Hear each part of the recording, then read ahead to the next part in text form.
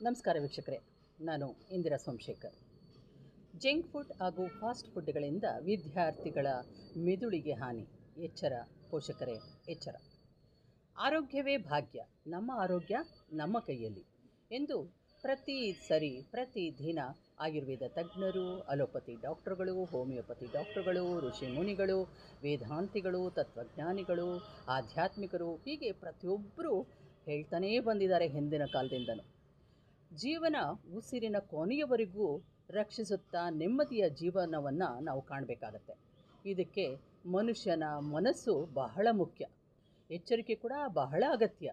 ಮಕ್ಕಳು ಆರೋಗ್ಯವಾಗಿರಬೇಕಾದ್ರೆ ಯಾವ ಕ್ರಮಗಳನ್ನು ನಾವು ಅಳವಡಿಸ್ಕೊಳ್ಬೇಕು, ಮಕ್ಕಳು ಓದುವ ವಿಷಯದಲ್ಲಿ ಯಾವ ಕ್ರಮ ಕೈಗೊಳ್ಳಬೇಕು, ಅವರ ಆಟಪಾಠಗಳಲ್ಲಿ ಬೇರೆ ಹವ್ಯಾಸಗಳಲ್ಲಿ ಮುಂದೆ ಬರಬೇಕಾದ್ರೆ ನಾವೇನು ಮಾಡಬೇಕು, ಮಗುವಿನ ಶಿಸ್ತು ಹೇಗಿರಬೇಕು, ಆರೋಗ್ಯ ಹೇಗಿರಬೇಕು, ಕಟ್ಟುನಿಟ್ಟಿನ ಕ್ರಮ ಹೇಗಿರಬೇಕು, ಸಂಪ್ರದಾಯ ಹೇಗಿರಬೇಕು, ಇವೆಲ್ಲವೂ ಬಹಳ ಮುಖ್ಯ ಪಾತ್ರವನ್ನು ವಹಿಸುತ್ತೆ.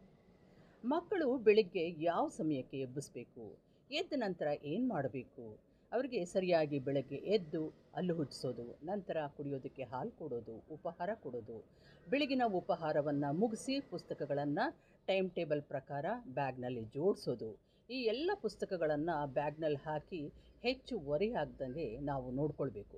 ಅದು ಬಹಳ ಮುಖ್ಯ ಕೆಲಸ ಆಗುತ್ತೆ. ಚಿಕ್ಕ ಮಕ್ಕಳಾದರೆ ಬ್ಯಾಗು ಭಾರವಾಗಿ ಕೈಗಳು ಭುಜಗಳಿಗೆ ತುಂಬ ನೋವಾಗ್ಬೋದು. ಇದನ್ನು ಸ್ವಲ್ಪ ದಿವಸ ನೀವು ಕ್ರಮಬದ್ಧವಾಗಿ ಮಾಡಿ ತೋರಿಸ್ಕೊಟ್ರೆ ಮುಂದೆ ನಿಧಾನವಾಗಿ ಮಕ್ಕಳು ಅವರೇ ಅರ್ಥ ಮಾಡಿಕೊಂಡು ಅದನ್ನು ಅವರೇ ಪ್ರಾರಂಭ ಮಾಡ್ತಾರೆ, ಅದನ್ನು ಅವರೇ ಜೋಡಿಸ್ಕೊಳ್ಳೋಕೆ ಶುರು ಮಾಡ್ತಾರೆ. ಶಿಸ್ತುಬದ್ಧ ಪಾಲನೆ ಎಷ್ಟು ಮುಖ್ಯವೋ ಅಷ್ಟೇ ಮುಖ್ಯ ಮಧ್ಯಾಹ್ನದ ಲಂಚ್ ಬಾಕ್ಸ್ ಕೂಡ. ಮಕ್ಕಳಿಗೆ ಜಂಕ್ ಫುಡ್ಡನ್ನು ಯಾವುದೇ ಕಾರಣಕ್ಕೂ ಕೊಡಬೇಡಿ.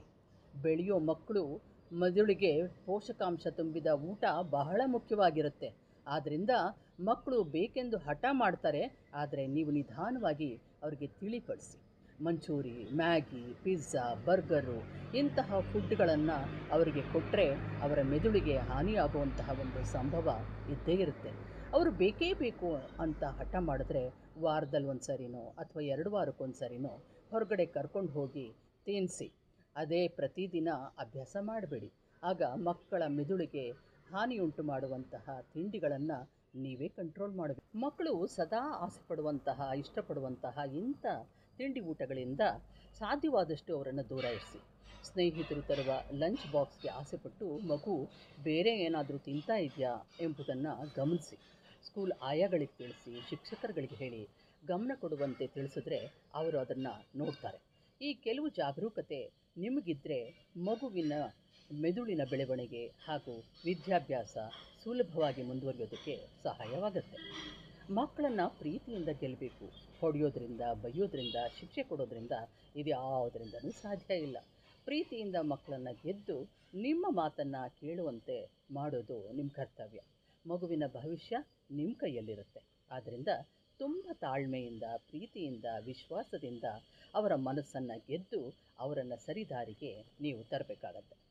ಮಕ್ಕಳು ಶಾಲೆಯಿಂದ ಮನೆಗೆ ಬಂದ ನಂತರ ಸಮವಸ್ತ್ರವನ್ನು ಬದಲಿಸಿ ಅವರಿಗೆ ಒಗೆದ ಶುಭ್ರವಾದ ಬಟ್ಟೆಯನ್ನು ಹಾಕಿ, ಕುಡಿಯೋದಕ್ಕೆ ಏನಾದರೂ ಕೊಡಿ, ಸ್ವಲ್ಪ ಸಮಯ ಆಟ ಆಡೋದಕ್ಕೆ ಬಿಡಿ, ಕೈಗೆ ಮೊಬೈಲ್ ಕೊಟ್ಟು ಆಟ ಆಡಲು ಬಿಡಬೇಡಿ, ರಿಲ್ಯಾಕ್ಸ್ ಮಾಡಲು ಸಮಯ ಕೊಡಿ. ಟ್ಯೂಷನ್ಗೆ ಹೋಗೋದು ಮತ್ತು ಉಳಿದ ಚಟುವಟಿಕೆಗಳನ್ನು ಮಾಡಲು ನಿಧಾನವಾಗಿ ತಿಳಿಸಿ ಹೇಳಿ. ನೀವೇ ಹೋಮ್ವರ್ಕ್ ಮಾಡಿಸ್ತಾ ಇದ್ದೀರಾ, ಅವ್ರ ಮುಂದೆ ಕೂತ್ಕೊಳ್ಳಿ. ಸಮಯ ಹಾಳಾಗದಂತೆ ಸ್ವಲ್ಪ ಹೊತ್ತು ಅವ್ರಿಗೆ ಕಲಿಸ್ಕೊಡಿ. ನಂತರ ಪೌಷ್ಟಿಕವಾದ ಊಟವನ್ನು ಕೊಟ್ಟು ಅವರನ್ನು ಬೇಗ ಮಲಗಲು ತಿಳಿಸಿ.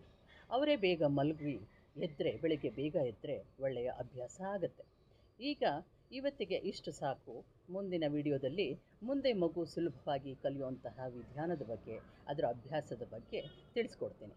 ನಿಮಗೆ ಈ ವಿಡಿಯೋ ಇಷ್ಟ ಆಗಿದ್ದರೆ ಒಂದು ಲೈಕ್ ಕೊಡಿ, ಸಬ್ಸ್ಕ್ರೈಬ್ ಮಾಡಿ, ಲೈಕ್ ಮಾಡಿ, ಶೇರ್ ಮಾಡಿ, ಕಾಮೆಂಟ್ಸ್ ಮಾಡಿ. ನಮಸ್ಕಾರ.